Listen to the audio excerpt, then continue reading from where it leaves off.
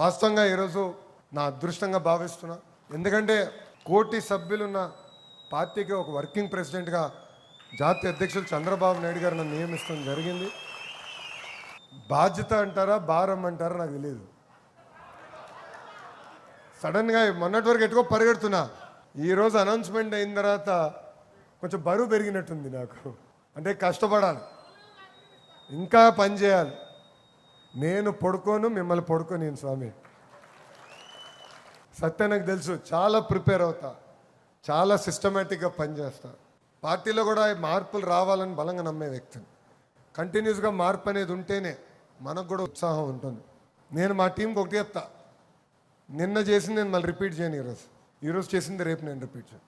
వేరే ప్రోగ్రామ్కి వెళ్ళి కొత్త నన్ను తీసుకురావాలి, నాకు కూడా ఒక ఎనర్జీ వస్తుంది. అప్పుడే నేను కార్యకర్తలు కూడా ఉత్తేజపరచగలుగుతానని నేను చెప్తాను జరుగుతుంది.